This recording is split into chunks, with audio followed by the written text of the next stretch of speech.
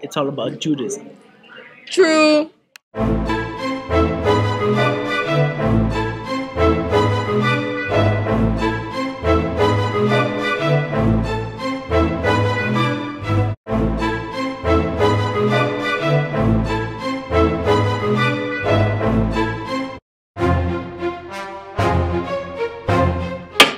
It all started with Abraham.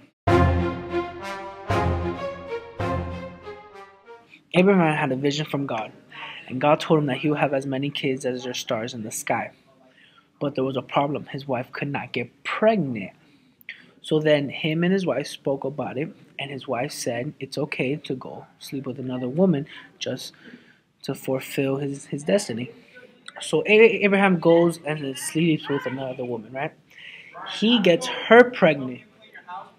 Then, days later, he finds out that his wife is pregnant and having a kid as well.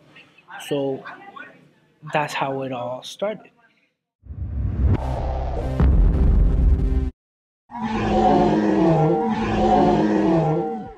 The most dramatic turning point of Judaism is World War II. During this war, millions and millions of Jews died. Hitler and his Nazi crew did not accept Jews and therefore took all Jews into captive. Many Jews starved in camps they were put into. Every month, millions grew weak and passed away. This was a horrible time for the Jews. However, not only the Jewish were taken in captive, but also disabled people and homosexuals. Anyone against Hitler and his army were taken into camps and killed, but the population of Jews dropped the most rapidly. One after another, they died and were buried in piles under the earth. The Jews remained strong and stood up for their religion. In the end, over half the population of Jews were held in captive. Although this cruel time affected much of the Jews, they did not give up on their religion. This turning point proves to everyone that the Jews are strong and they will keep their religion forever no matter what happens.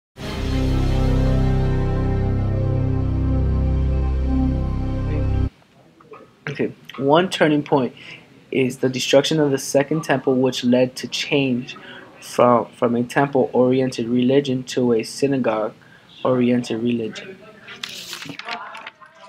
Another turning point is when Hashem gave them the Torah, which is essentially the guidebook that tells Jews how to live a righteous life.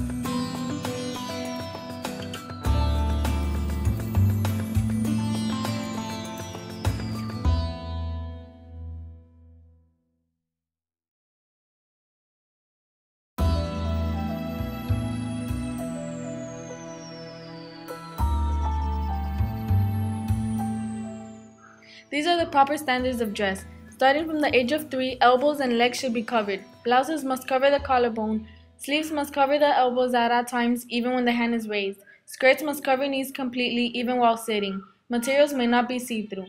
Clothes may not be tight-fitting, provocative, or loud in color. All slits in skirts must be closed. Also, Jewish men wear a skull cap known as a yarmulke.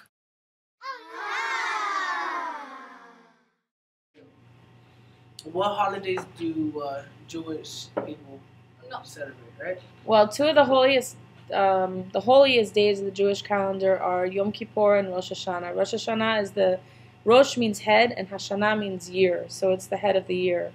And tradition says that it's the time when God opens up the book of life, and on Yom Kippur is the Day of Atonement when God seals the book, and it's decided at that point who will live another year and who won't. And what's really beautiful for me about Yom Kippur, the Day of Atonement, is it's not just about saying, okay, look, I'm sorry for what I did. I realize I have hurt people. I've made mistakes. It's really about the idea, and the concept is about going out and asking for teshuvah, asking for forgiveness. And the whole process is you go out and you, over those 10 days, starting at Rosh Hashanah, you start to ask yourself, where did I do wrong? Where did I hurt people? Where have I made, some bad judgments? Where have things that I've said, might have rubbed people the wrong way? And you actually go out and you ask people for forgiveness. So let's say that I harmed my mother. I go to my mother and I say, Mom, listen, I'm sorry for what I did to you. and hopefully she says, okay, you're forgiven, no worries, no problem. But let's say she doesn't. Let's say she says, listen, whatever you did was so dramatic or traumatic, I can't forgive you. I have to ask 3 times. So I have to go back to her 3 times and say, listen, Mom, I'm sorry. If I can't get in touch with her, I still have to go back 3 different times to make sure that I have made an earnest attempt to go and ask for forgiveness. If I have made an earnest attempt 3 times and she still either doesn't forgive me or she's not anywhere to be found, in the eyes of God, I'm forgiven because I've made that earnest attempt. But it's not like saying, okay, I repented, now, tomorrow I can go out and do the same thing. So I think that's one of the it's a really beautiful practice.